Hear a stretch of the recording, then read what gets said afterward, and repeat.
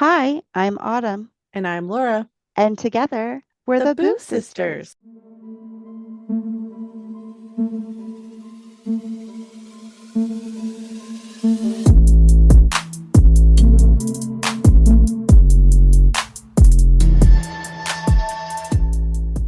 Hi, Brew Crew, and welcome back to season 3. Can you believe it? What? It's season 3 already? I know it feels so good to be back on a headset. It actually feels like I'm supposed to be here.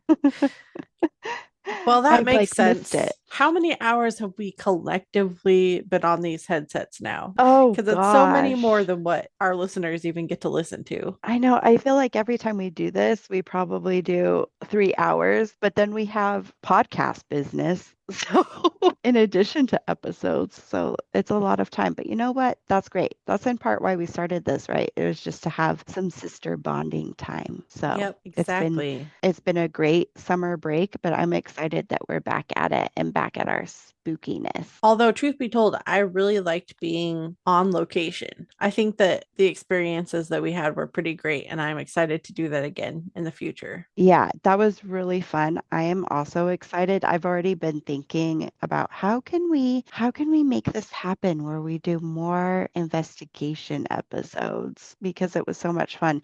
If you haven't listened yet to our summer mini episodes, please go back and listen to those. Our sound quality is a little bit different because we were playing with new equipment, but check it out and see what you think. I have a summer story for you. I had my 20th high school reunion back in Ah, Utah. you're I right. know. That is scary. That's a scary way to begin. Ah, it's the scariest episode yet. It was so fun. So I've been leading this committee, planning this reunion probably for the last year and a half. And it's been really fun reconnecting with that small group, planning and having, monthly meetings and getting reconnected. We go to the reunion. It's such a blast. It turned out great. We did this fancy dinner in addition to like a daytime thing at the high school, but the dinner was just so great. And it was at this country club and it all came together beautifully. I was really proud of the team for the work we put in, and we had about 300 guests. We had this whole itinerary for the reunion, and at this one point in the program, the presidents of the class got up and gave little speeches. At the end of that, unbeknownst to me, one of the committee members stood up and said, "We just want to thank a very special person that made this whole thing possible, and that's Autumn." And I was like, oh my gosh. And I'm at the table with my food, covering my chewing mouth and my eyeballs because I don't want anyone to look at me. And they're like, "We want Autumn to come up here." I go up. She says all this great, fantastic things. Like Autumn sent over 65 emails, and we had 16 two-hour meetings that were at midnight her time. And I was like, oh gosh, this just makes me sound like a crazy person planning this high school reunion. And it was really great. They gave me a card and a bouquet of flowers, and Aw. it was so sweet of them. I'm still covering my eyes. I go back to my seat. I'm like trying not to look at anyone as I just head for my seat. And then another member of the committee, he yells out, "And Autumn has a new podcast. It's called Boo Sisters. Everybody listen to it." And I was like, oh my gosh. That's even more embarrassing. Anyway, it was really cute of them. Also, it was really nice of them to pimp the podcast. Shout So, out. shout out to any warriors, woohoo, from Snow Class of Canyon, something, something, something. class of 2005. Thanks for listening. Thanks for coming to the reunion. I had a blast. So that's my spooky summer story. Yeah, I Yeah. mean, there were several parts of that were terrifying if I were in your place. I mean, it was terrifying because I'm not a person who likes to get up in front of a crowd, and never class clown or class president or debate team. Like that wasn't who I What? was. Weren't No, you I validator wasn't. salutatorian and like secretary or something. I Oh, don't know. I was salutatorian, but that was different because I was like mandated to give this speech if I had a choice. I'm generally the Hmm. quiet artist who sits in the corner of the art room just doing my work. But weren't you also prom queen? Oh, well, but no, I was on prom court. Okay. Uh-huh. So, Yeah, that's but still pretty still, much a queen. okay. One We'll of the just, queens, then? One of oh a my goodness. princess? What do you call Yeah, them? something like that. I don't know. Don't let Uh, Autumn fool you, audience members. She has oh, always been the center of attention. oh my. Okay. Even now, I make Yep. myself the center of attention. No, it's not about making yourself that. It's just you have a very magnetic personality. Oh, thanks. Okay. Now that we're done with my spooky story, you go first for our season opener, Laura. And this was a free choice episode, so we could choose whatever we wanted. Yeah, so no pressure to me going first. You're opening it up. Let's close it back. Just kidding. Okay, so cuddle up in your blankets with your hot cocoa as we dig into our first haunt of the season.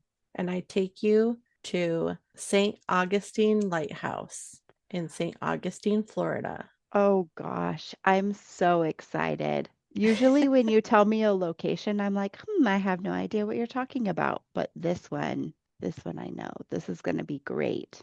And I bet you know it for the same reason I do, because we watched it on Ghost Hunters all those years ago and it made Yeah, an impact. I know it was legit that episode that I was like, oh, there is for real something happening. Yeah. Like, I'm a true believer So I now. wonder how many people have had that shared same experience with that episode, because it was kind of the same thing for me as well, where I mean, I always have the skeptic in me and I'm trying to debunk things, but I really like put my trust in the ghost hunters and know that they did not forge anything, they did not fake anything, and there was, well, let's just leave that into my story, and Yeah. I'll leave all of our audience hanging as to what they saw and found, because I do talk about it later. So here we go. Florida, home of alligators, endless sunshine, Disney World, and beaches as far as the eye can see.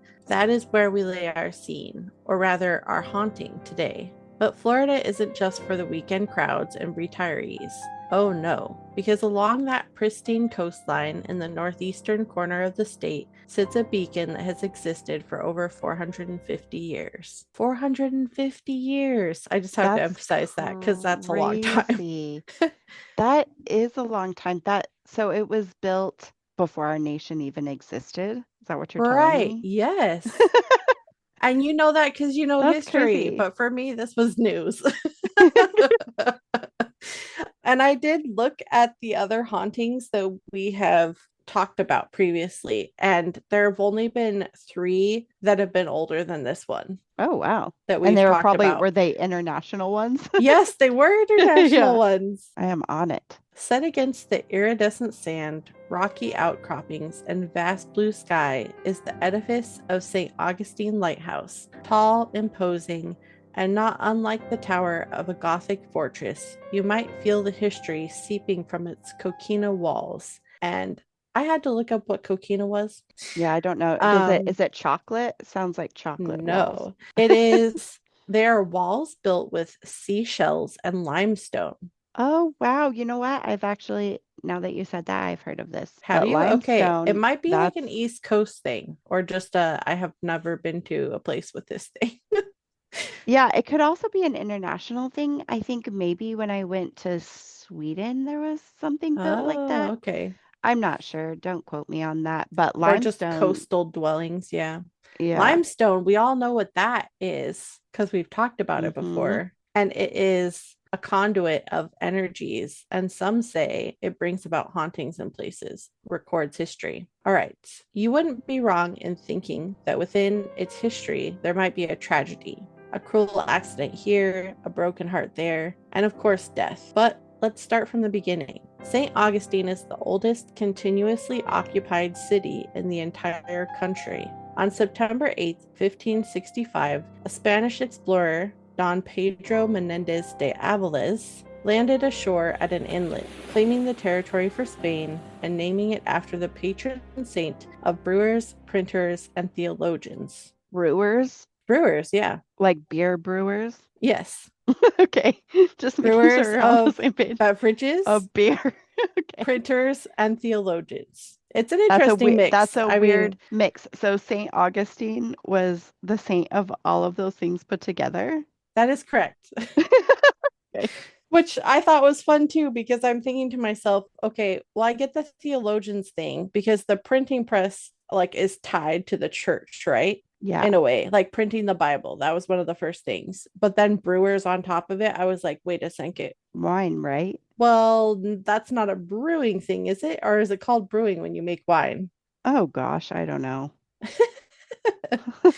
Okay, well, moving on because that's not Okay. necessarily important. We can Well, talk about history things all next day. episode will be about St. Augustine and how to make wine. The Just first kidding. hint of St. Augustine Lighthouse as a lighthouse came from a map published in 1589 by an Italian cartographer named Giovanni Battista Boazio, in which he depicted a watchtower, quote unquote, that was entirely wooden in nature. And sometime in the mid 1700s, the Spanish replaced the wooden watchtower with one made partly of coquina. When the British took over in 1768, they extended its height. These improvements continued as the watchtower changed hands between nations and was utilized as a point of interest for travelers and merchants, especially those with the difficult task of getting ashore in St. Augustine's harbors.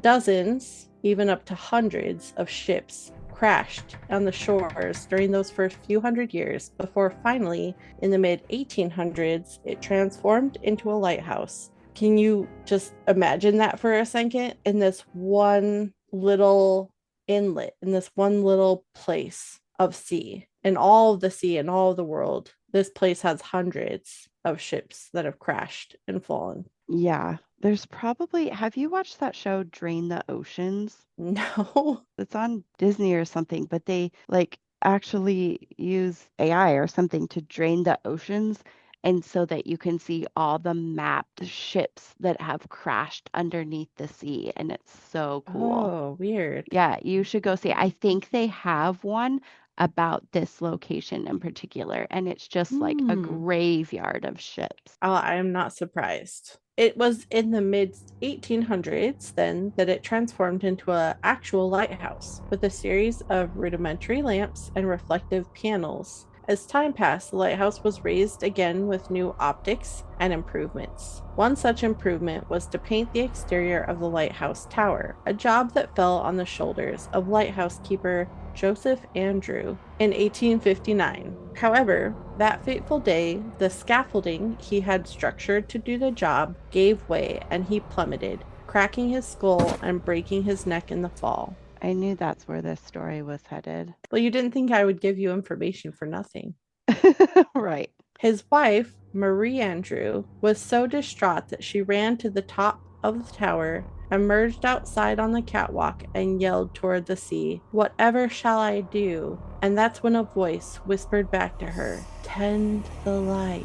And so she did. She became the first female lighthouse keeper from 1859 until 1862. And I mean first female lighthouse keeper in the country, mind you. Wow, that's so strange. Where is that documented? Like, is it in a diary she wrote or something? Her That she experience. heard that voice? Yeah. Mm-hmm. Oh, strange. Okay. So it was in 1862 then that she parted ways from the lighthouse when it was ordered to be darkened by the Confederacy, which I thought was an interesting tidbit because they did not want Union soldiers to come ashore easily. During that time and afterward, the sea kept creeping closer, its water level rising over time and slowly eroding the foundation. And in 1871, construction began on a new lighthouse further back on the shore, meant to be even stronger and taller than the last, with 219 stairs and a height of 164 feet tall. But as you might already guess, Autumn, that construction came at a price. The superintendent of construction,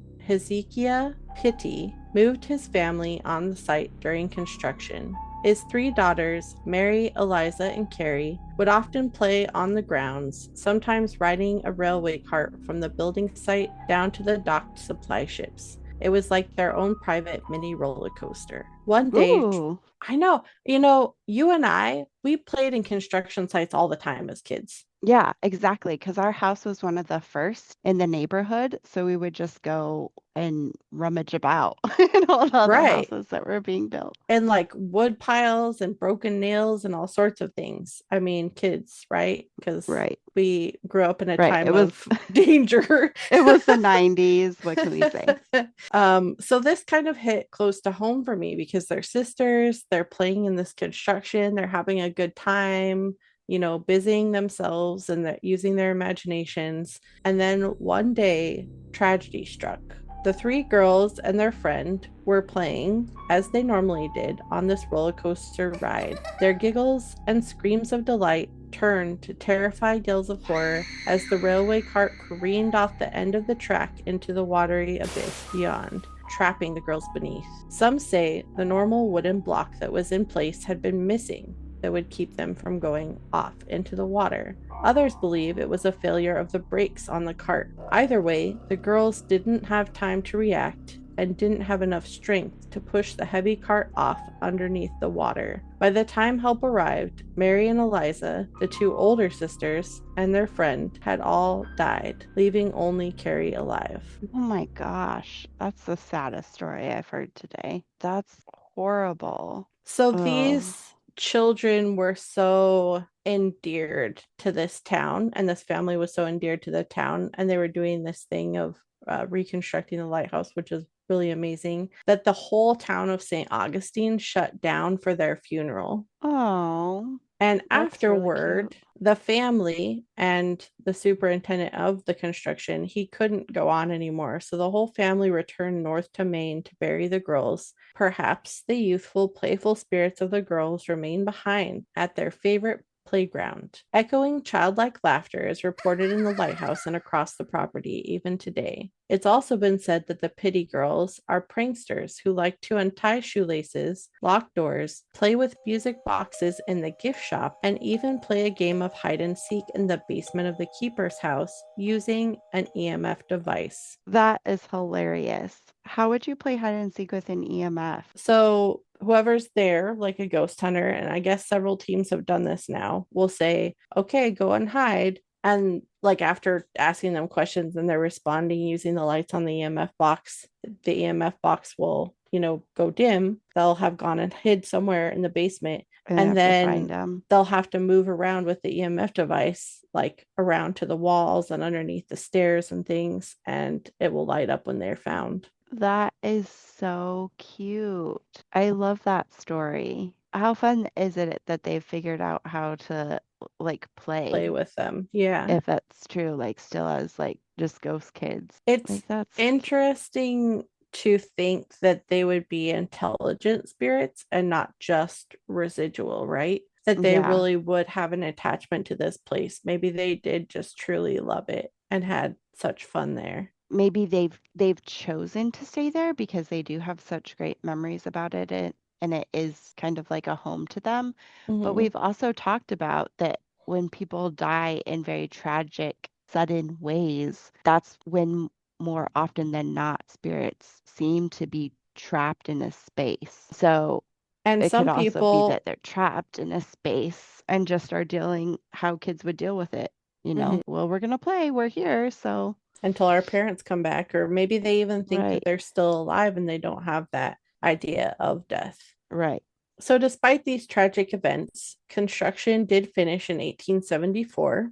And I will tell you other stories, but just kind of to wrap up the history part. In 1980, a mysterious fire broke out and all but destroyed the keeper's house. The entire property was in disrepair, and the county threatened to pave paradise and put up a parking lot. No, I'm kidding, but they did threaten to bulldoze it and put in condominiums. So that's kind of the same thing. How Um, many of our listeners were born in a time period that they're gonna understand that joke?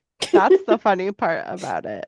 Raise your well, hand. if you don't, just keep moving. It's fine. So that's when the Junior Service League in the county stepped in with a plan to restore the building and the property and turn it into the museum that it is today. Over the course of the next 15 years, they raised over $1.2 million to do just that. What was that in today's money? What that is like today. This happened more recently. I Oh, mean, I it would thought be we a were little still bit back. more, but it Okay. was in 1980 that the fire broke out. So yeah, these kids, I mean, I call them kids. It's the Junior Service League. They did this amazing thing and they enabled the history enthusiasts and the paranormal researchers alike to visit long into the future. And it is a place of crazy history with battles and shipwrecks and lighthouse keepers. And it's no surprise then that the well-known Pittee Girl story is only one of many hauntings. Okay, I'm ready. According to some of the current volunteers, they believe there may be as many as 14 ghosts in residence. I will not go over all 14. If it's this place of history where so many people pass through, I'm guessing the residual hauntings that occur, especially on the older site of the older lighthouse, there might be a lot more. And it's just that either the experiences are grouped together as being far fewer, or there's not enough people at that original site maybe to be a witness to a lot more paranormal hauntings happenings. Okay. Yeah, that would make sense. I would suspect that there would be at least that many given how old it is. But So you were gonna guess 14. You're like, yeah, this seems like yeah, 14. I would say I 14 think ghosts, 14 ghosts. maybe Yeah. 15. So who else possibly haunts the lighthouse and keeper's quarters? One believed spirit is Major William Harn, a previous lighthouse keeper who died of tuberculosis. According to reports, activity picks up in the keeper's house if you reference him without using his title Major. Investigators have felt dense cold pockets, heard footsteps, seen a rocking chair move, and heard what they believe to be his coughing, all on the main floor. Okay. Another previous lighthouse keeper who might remain is Peter Rasmussen, a supposedly more aggressive spirit who haunts part of the basement and makes physical contact with visitors, especially men, by doing things like pinching, causing a burning sensation, a choking sensation, and knocking off men's hats, which is thought to be disrespectful to be wearing hats in the home. Oh, interesting. Okay. Another prominent ghost on the property is simply called the Man in Blue, and I think this might have been my favorite. He has been seen wearing a long blue button-down jacket and short-brimmed cap, potentially the attire of a former lighthouse keeper or a fisherman. He got his name after the first sighting. A child who had been exploring the grounds during a tour ran back to their mother, nearly in tears, saying that they wanted to leave because they didn't like, quote, the Man in Blue. Oh. Creepy, huh? Yeah, I wonder why. Like, usually I feel like kids aren't scared Mm-hmm. immediately of apparitions. They're like, oh, do you see that person over there? They made me laugh or whatever. Right. More So, curious, like who's the right, man in the funny clothes? Yeah. right. Oh, So so the that's interesting. same apparition has been seen and even chased by workers there, causing one of them to refuse to return. The workers believe the Man in Blue is possibly Joseph Andrew, the one who fell when painting, but no one knows for sure. Oh, why would he be scary? But I guess he was against tourists coming to visit the area and like St. Augustine in general, but the lighthouse more specifically. And he didn't like to let anybody on the property who is a visitor. That's Okay. just hearsay. So don't take that as fact. Okay. Many, many more people have had experiences over the years, and I had a really difficult time narrowing down which ones to share here. Some of my favorites were a lighthouse keeper in the 50s who initially lived in the keeper's house but moved out because, quote, the big house was haunted and he would not stay another night in it. In the 60s, a man who rented the property because the property became more unused, the keeper's quarters, because the person who was tending the lighthouse no longer lived there. And so they rented it out. And the man who rented the property awoke one night to a little girl standing over his bed, believed to be one of the Pittee Sisters. Oh gosh, I don't know what it is about little kid ghosts, but man, do you know, side note, I just recently read a statistic that asked people, 100 people, if they were more scared of haunted dolls or little kid ghosts. And what do you think the percentage was? Oh, that's tough. I'm gonna say a higher percentage was scared of children ghosts, Yeah, like but by 60-40. margin, no, it was marginal. I think it was like 54 Oh, I little was kid still pretty ghosts. close. Yeah. Anyway, that was an Yeah, for interesting I fact. I totally agree. And I think both of those things combined is even worse. Like a little girl ghost carrying a doll. That's also haunted. Yeah. It was Speaking of scary. little girl ghosts, there's another story of an apparition of a Victorian little girl reading a book on a bench who was seen by somebody on a tour. Another woman on a tour at the end of it complimented somebody else who had been on the tour for how well behaved her daughter had been. And the second woman responded that she didn't have any children. That's weird. That would mean that apparition is so lifelike, you are just assuming Yeah, it's you just someone's like kid. ignored it. Right. Right. And how creepy would that be if at autumn, say you were on one of these ghost tours that you've gone on, and somebody comes up to you and they're like, your children were so well behaved. And you're like, wait a second, I didn't bring my children. Right. Why could that person see children and like the person they talk to not? I That's don't know. stranger. Another incident was a photo taken in 2008 of the apparition of a woman in a white dress atop the lighthouse, leaning out over the railing on the catwalk. And this was believed to be Marie Andrew. Yeah, that would make And sense. I have that photo to post on our site. Ooh, fun. So Okay, I'm you all excited. can go and look at that. It was really interesting because it was taken by, and I don't know the profession's actual name, but a guy who goes up and does electrical stuff on the poles. He was Okay. up on a pole doing something and had this picture taken of him. Way off in the distance is the lighthouse and this figure on it. So very clearly wasn't somebody looking for spirits, wasn't anticipating anything. It was just in the background of this shot of him and his electrical wardrobe hanging off a pole. Oh my gosh, I just pulled up our folder Mm-hmm. for the episode and I'm looking at it. It's so Weird. significantly a person. Yeah. Oh, weird. And they Okay. know there was nobody at the lighthouse? I think that they investigated it as to being, was there a woman here in a white dress? That just seems weird in of itself. I mean, maybe people who go to the beach would be Okay, wearing an outfit like listen, that, what but if where it looks like her body is just the rails kind of like conglomerating, on the edge there, like looking thicker, and mhm. then like where it looks like it's her hair is like a hawk or a bird sitting on top of the rails or something. The other side looks like, oh, you can kind of see the rails look thicker there. And Yeah, then if a bird was sitting on the rails, I mean, it looks like a I person. suppose. I don't know. It's up to the audience. Go on our website, check it out. Tell us if you think Yeah, it just it's a looks too bird dark to or a me. person. You know what? Side note, this is a good time to tell everyone that we have a Patreon now. Maybe we take a vote in our Patreon membership club if people think it's a bird or a person.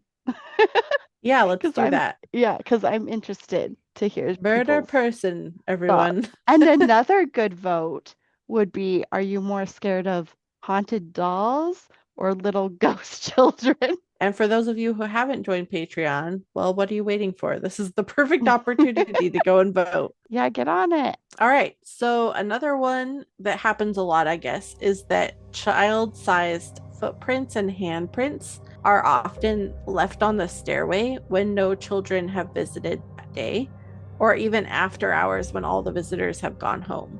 Okay, that's strange. Like muddy footprints or something? Just if it's something metal or something and you touch it, it leaves a print because your hands are oily or Oh, there's okay, like yeah. heat to your hand, that kind of thing. Okay, got it. The last haunting I wanted to mention, and my favorite of all, and the reason why I picked this one is because this is brought to you by the OG Ghost Hunters. Yeah. There was a dark figure that peered out at them over the railing of the spiral staircase far above, as if watching to see if they would follow it. Like Autumn was saying earlier, it was something I could not explain and that really convinced me that ghosts exist. So if you haven't seen that episode, go find it immediately and watch it. It's season 2, episode 19 of Ghost Hunters. It's so obviously a figure leaning over the rails. And I think they thought, and I thought during the episode, I was like, oh, that's definitely an intruder spying on their haunted But there's only investigation. went one way up and down the stairs of the Right. And lighthouse, so and they and go they go after it. all the way up. Right. And it cannot possibly be an intruder. It's so crazy. So after you did your research, Laura, I'm curious Mhm. as to who you think that was, which ghost. The silhouette is too tall to be a child. Mm-hmm. So my guess would be that it's one of the keepers of the lighthouse that's mentioned, one of those prominent spirits, and potentially would be the man in blue because he's the most well-known one that haunts the actual lighthouse itself and not the keeper's house. That's what I was thinking as you were telling the stories. The man in blue, I was thinking showed up so prominently for so many people, the little Mm-hmm. kid and the workers, that I was like, oh, this is a prominent visual ghost, that this is Right. probably If who this was. his apparition, if that's how he Yeah. is felt in the space Mm-hmm. versus like noises or other things he's actually seen, then yeah, it Right. would make sense for him to be that. And Right.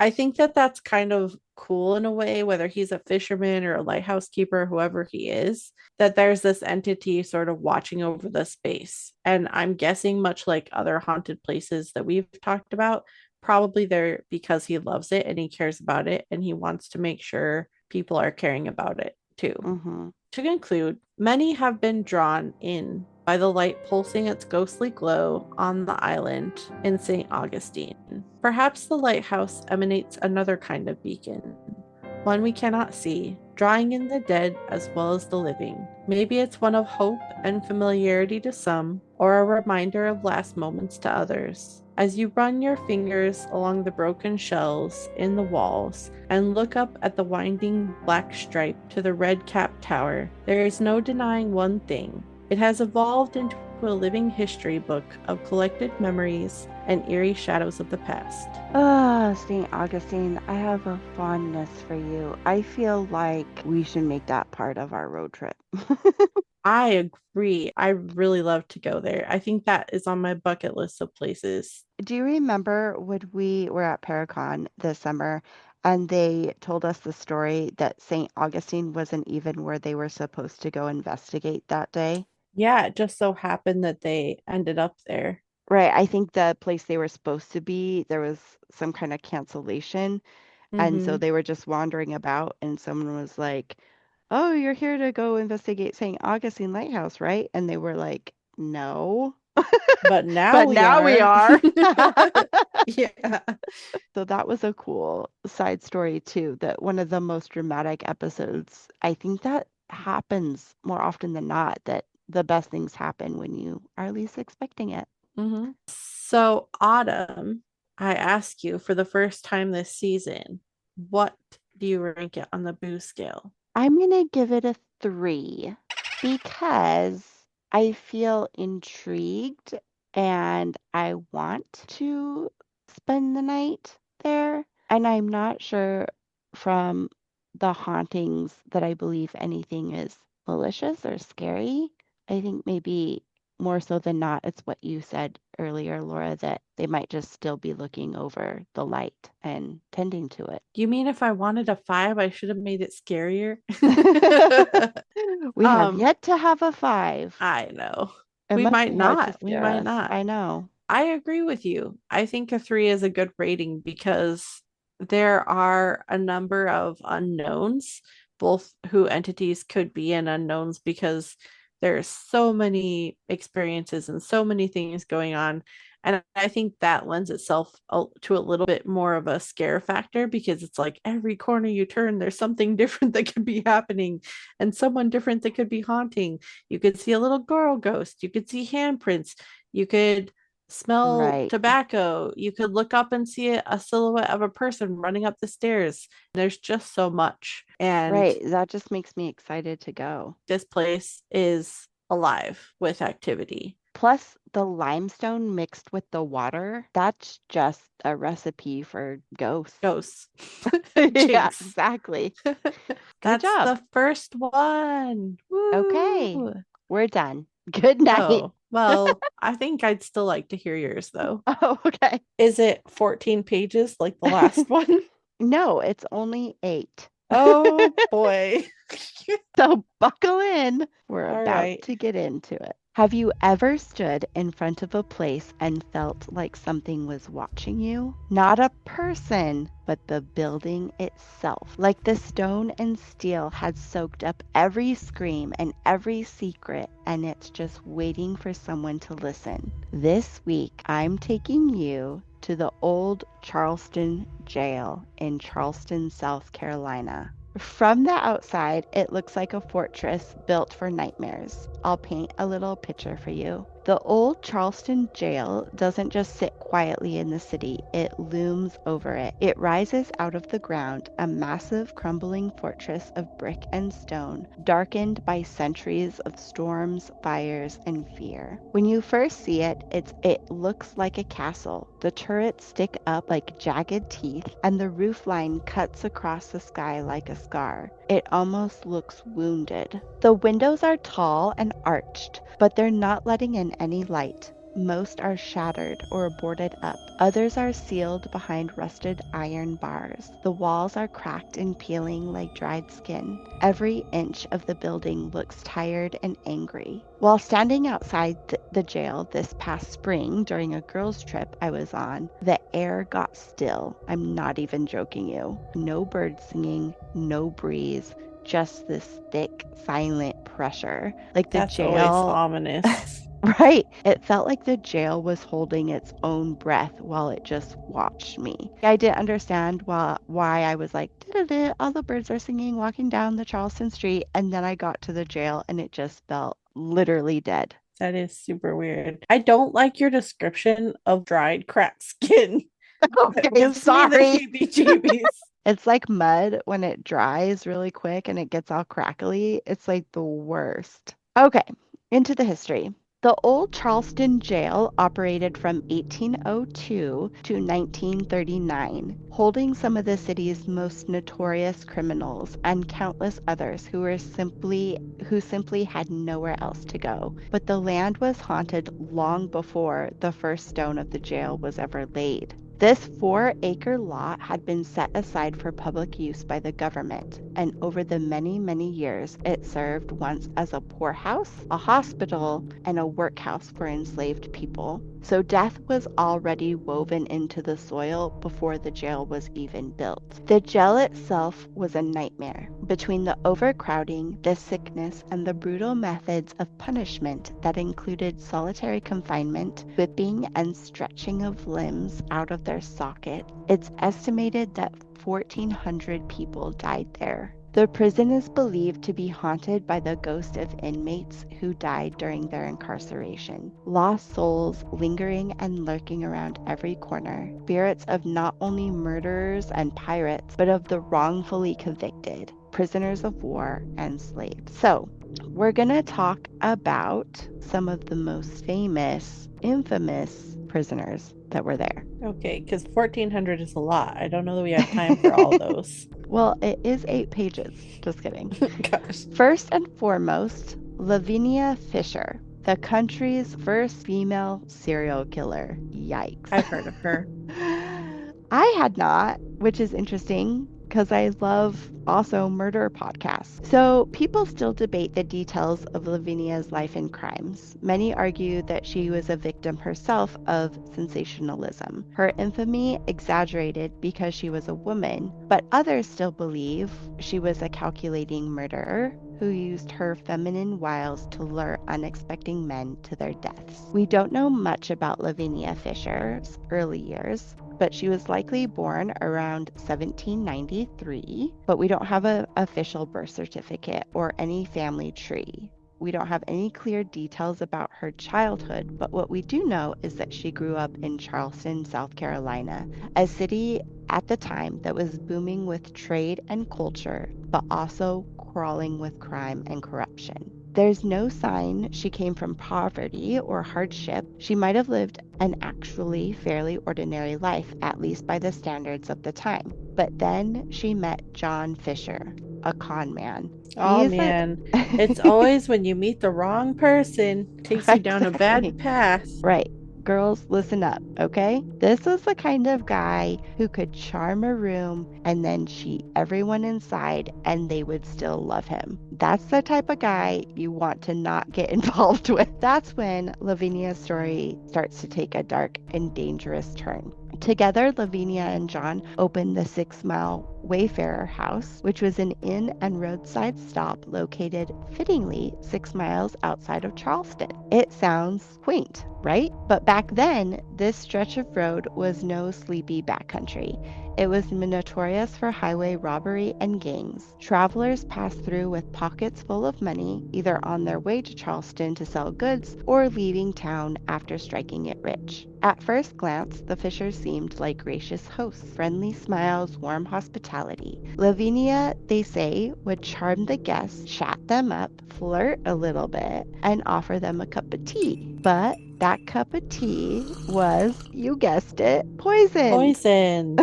Of course. So once the guest was drugged and dazed, the story goes that they'd be sent to bed into a room that was rigged with a trap door underneath the bed. So they would pull a lever and the mattress would fall through and the person would fall straight into the basement, really not knowing anything was happening at all because they'd be drugged, and there they'd be robbed and murdered. Other reports state that after dinner, Lavinia would give the traveler her cup of tea, spiked with poison, and then once the traveler had drank their tea and retired to their room for the night, Lavinia's husband John would then enter the traveler's room where he would stab the person in their weakened state, steal all of their belongings, and later dispose of the body. Either way, people went missing and others were robbed. Since many of their guests were travelers and vagabonds, no one ever missed them. Even when rumors of missing persons emerged, John and Lavinia were popular and highly regarded among the locals. During the height of the Fishers' criminal activity, vigilantes arrived from Charleston to clean up the Fishers' neighborhood of crime, which was ridden of a lot of gang activity. The Fishers were able to keep a low profile while the vigilante group was around. And after some time, the group believed they had sufficiently dealt with the gangs and they returned back to the city. However, one of the members of the vigilante group was left behind to watch over the neighborhood. This young man was David Ross and one of the key witnesses to the Fishers' misbehaviors. The following morning, Ross was taken captive and brought before the gang. Ross was terrified and he looked to Lavinia for help, but he received none. Some reports suggest that Lavinia herself ordered the attack on Ross, but Ross fought back. He ended up escaping and he ran straight to the authorities. Another eyewitness was a man by the name of John Peoples. Peoples reported that he had stumbled upon the Fishers Inn and asked Lavinia for a room. She informed him that she did not believe they had any vacancies that night, but he invited him in and offered him a cup of tea. Dun dun dun. Don't ever take the tea. Yeah, don't don't accept things from strangers. Peoples accepted. However, not being a big fan of tea, he dumped out his cup when Lavinia wasn't looking. Believing he had drunk the tea, Lavinia began to ask him strange questions about his dealings, sticking to her usual routine. However, after finding out that Peoples was a man of wealth, she suddenly told him there was a free room after all. Peoples then became very alarmed during this conversation, but accepted the room anyway because he was so tired. Still wary, Peoples decided to rest in the room's chair for a while instead of the bed itself. Shortly after he had drifted off to sleep, he awoke to the sound of the bed collapsing. Taking notice of the Fishers in action, Peoples immediately jumped out of the room's window and made his way to Charleston, where he immediately informed the authorities. So that's where the bed collapsing going under story came from then. Came from was this guy. Yeah, okay. What followed was swift. Lawmen stormed the inn and found Lavinia, John, and a few other of their associates armed, but they were outnumbered and they ended up surrendering. So what did the law find? Not what they expected. There was stolen goods, but they didn't find any hidden rooms, no trapdoors, and no poisoned teapots, and no dead bodies. The authorities, unconvinced, burned the place to the ground just in case. Okay. That's justice. Sorry, we don't believe you. We're burning your house down. So where I come from in the role playing and games and things that I do, we call that cleansing it with fire. Really? It's the like go-to case. thing just in case, because of all the bad stuff we just faced in here. We don't want anything to come back. Just light it on fire. So what really happened? And that's the murky part. Most of what we know about Lavinia Fisher comes from sensationalist newspapers of the day, stories that were written to thrill readers and not preserve the truth. Sound much like today? Question mark. It's very possible that the Fishers were involved in robbery, maybe tied to the criminal gangs, but the idea that Lavinia was a cold-blooded serial killer is up for debate. Regardless, however, she was tried as a murderer, and Lavinia and John were both sentenced to hang for their crime. They spent their final days behind bars in the Old Charleston City Jail, pleading for mercy. They wrote letters to judges arguing the punishment was too severe for robbery, especially for Lavinia, a woman. She begged for leniency, and they even tried to escape once. But on February 18th, 1820, Lavinia and John were led to the gallows. She was just 27 years old, and he was 29. Wow. Oddly, yeah,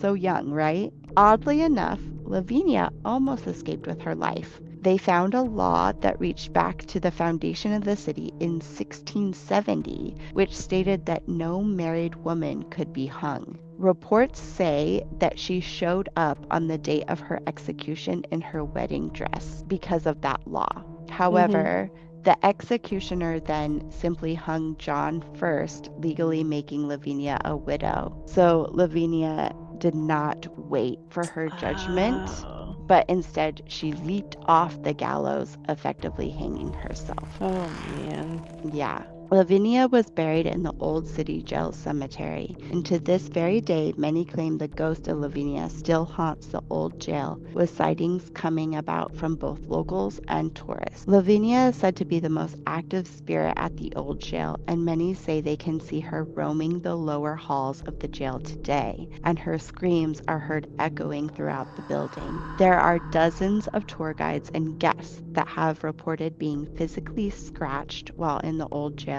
These reports are found on social media and conversation boards. They attribute the assaults to Lavinia. I found, amongst all the stories, the following story on a Reddit chain from 2020. Barely 15 minutes into the tour guide tells us the infamous story of Lavinia, the demented innkeeper woman that trapped, robbed, and killed men. She was subsequently hung at the jail in her wedding dress and still exists as a vengeful spirit on the grounds who is known to scratch people. Ooh, spooky. As he's telling us this story, my head and neck are getting hot, and I mean burning hot. My neck starts to furiously burn and tingle, and I become so woozy I ask the tour guide to point me towards the bathroom. He looks at my neck at that exact moment and asks me if I had a dark red mark on my neck before the tour. Looking in the bathroom mirror, I couldn't believe what I saw. A scratch almost the perfect size of a woman's fingernail was raised on my neck.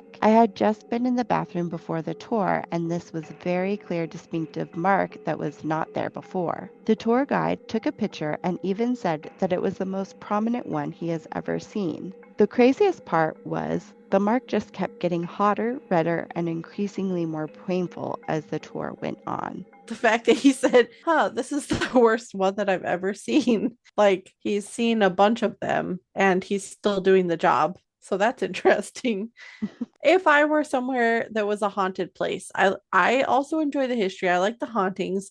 But I think if there was something that was being violent and I had seen multiple people getting injuries, I probably wouldn't work there anymore. So it's Right, just you the would think that, nonchalance of that. but on these boards, there was a ton of tour guides and tourists that were commenting, like, oh, I was on a tour and someone did get a huge scratch, or a tour guide saying, I saw at least one scratch every day on my tours. It was a crazy amount of physical altercations. So that's interesting to And me they that it attribute happens all so of them frequently. from Lavinia. Yeah, I don't know exactly why, but I guess because women are more scratchy.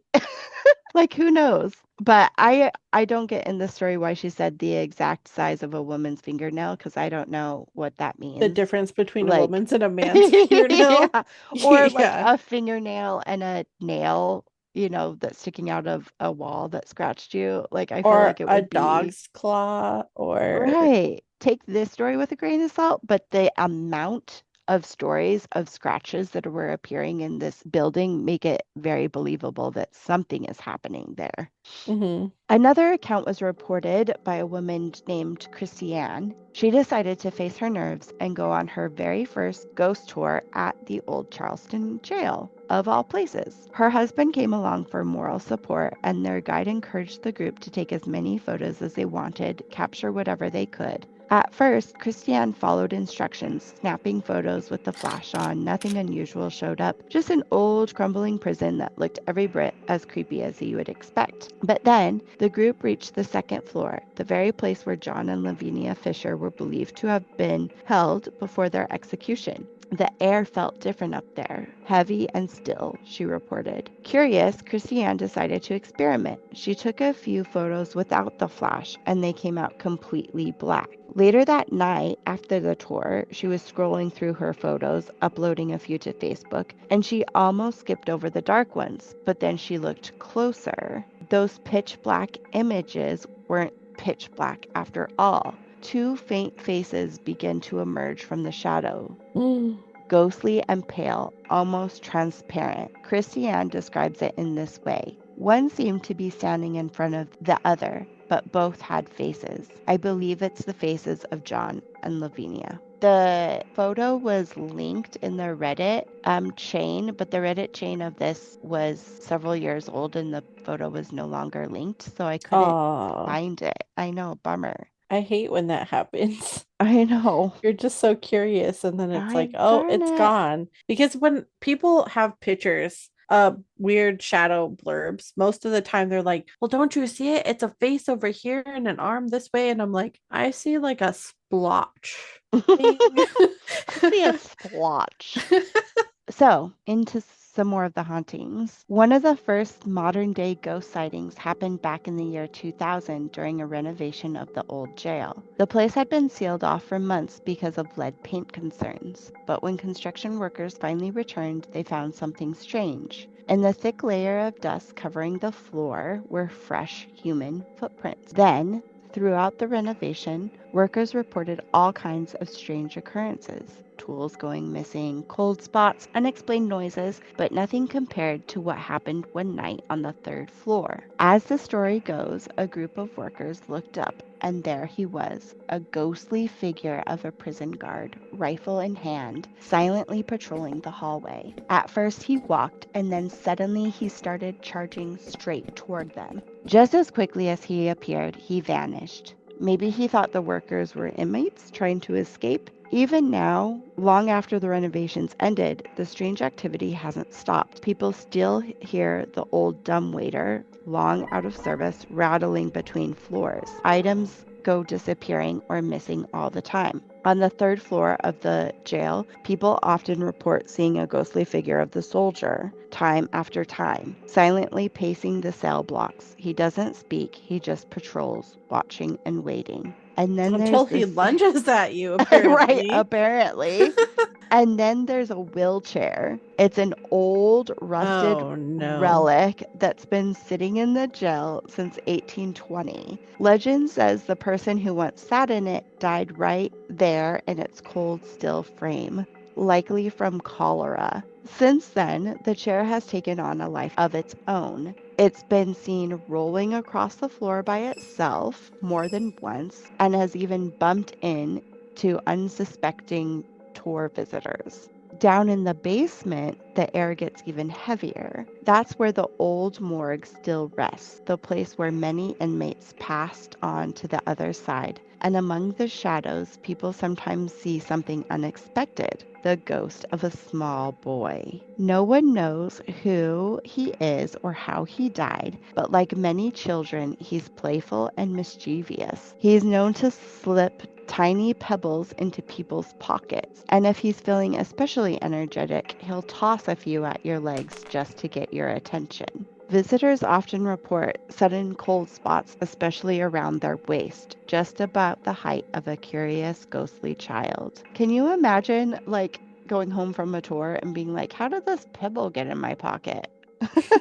That would be pretty weird, especially if you heard that story while on the tour. And you're like, oh, snap. So, Nick McGear, who I've talked about before, he's the owner and lead investigator of stories in the cemetery in Charleston. I had my ghost investigation tour with him. Mm-hmm. He witnessed something there he simply cannot explain, and I got this quote from him. We did have a very specific incident that did occur at the old jail where one of my team members passed out. It was like an, okay, this is not a normal thing for this specific person. We got Okay. them feeling better, and a few minutes later, they looked at me and said, yeah, you're gonna put me back there, aren't you? Yeah, I'm gonna put you back there in the exact same spot where I put you before. So I put them back there, and it happened again within about a minute and a half. What? Crazy, right? It's like we're gonna put you in the spot, and forever, whatever this person is sensitive, who's not usually sensitive, keeps passing out Passing out. in Yeah. the same spot. And he's a member of this investigation team. So it's like he goes on investigations often. In order to really rule things out, though, did you ask if that person, like, or did he ask that person because he was the one there? Have you eaten today? Did you drink enough water? Have you been standing too long? Yeah, knowing Nick as an investigator, I would almost guarantee that he did ask all those questions. But I know Nick listens to this show. So, Nick, comment on our Facebook post of this episode telling us or confirming for us that you did ask those questions. So, Nick says people have not only seen spirits, but have felt them in the old jail as well. I have had many guests in the past tell me about how they've been pushed, they've had scratches, and these are not things to be toyed with. Mm-hmm. Nick said he and a group were outside the building when they received many names through his spirit box at once, which is unusual for so many names to come through in one location at one time. My question is, why so many old jails and prisons seem to be haunted? If we've talked about how you might be able to have free reign or choice when you die, like why would there be so many spirits who are stuck in these places where it was probably the worst time of their life? Some of them I do believe are residual hauntings. So if you spend enough time there, you've had the most emotional discharge in that area, like we've talked about. I think a lot of jails, unfortunately, did have a lot of abuse, both between prisoners and sometimes the guards. Older Mm-hmm. jails, anyway. And I think that that could be traumatic events that leave an imprint in the area too. Right. It could be like the trauma or all the heightened emotion that's kind of locking them in that space. Hmm. So, what is your boo rating? My boost skill rating would be a 4 because when you're dealing with people who not only there's a history of violence in this place, which I don't particularly care for in a haunting. I don't know that I 100% believe all the stories that have been told, but I also don't mess around with that sort of thing. I don't take it lightly. So if I were investigating there, I would not invite anything to touch me or scratch me or do those sorts of things. Right, I because they probably very much will. or could, whether they Right. do or don't, they could. I do believe that it is possible for bad things or entities, even misjudged ones maybe, that are confused or scared or have other things going on that we don't understand, that there could be physical contact made that way, and that's not something I mess with. But in addition to that, just the Fishers and also others that are not good people, but the Fishers stories alone, that would be enough of a haunting for me to be scared by, because I do believe that it takes somebody very cruel and cold-hearted to be doing the things that they were doing, whether it was a collapsible bed that took them to the basement, whether or not poison was involved, whatever the modus operandi was, Hmm. whatever actually happened to those people and whatever motive they had for it, it still happened. And that's a Hmm. lot of violence, and that's a lot of cruelty. And those spirits are also not ones that I would take lightly or want to mess with. And that Right. would scare me a little bit more to interact with, because if you're asking them to have conversations with you, the answers that you're going to get could be darker, and that's scary. Right. They're not going to be friendly. So, if I rated it, I would also give it a 4 just because the haunting seems so physical, like a guard charging at you and getting scratched. And it's not just the audio and it's not just sometimes feeling a cold spot. It's a little Mm-hmm. bit more physical than that. And that is crossing a line where I don't want to invite that either. I would still take a tour there, though, however, and learn even more history and ask questions and just fill the space. Wow. Two interesting places. With a little higher boost skill readings. We haven't had those in a while either. We've been having some lower ones for a while. So, Right. So that's fun. Thank you so much for joining us. and please join us for our next episode. It's going to be one of my favorites. I already know, because we're doing a special episode specifically on castles. Woohoo! I'm excited. Haunted castles. I have Dibs. it I have it narrowed down to only like 50 choices. Right. At least 50. Yeah, exactly. We're excited to celebrate spooky season with you all through September and October. And we hope that you hit those subscribe buttons and keep listening. Yeah. I have nothing else to add. That was great. Okay. As always, thank you for listening and Happy happy haunting. haunting.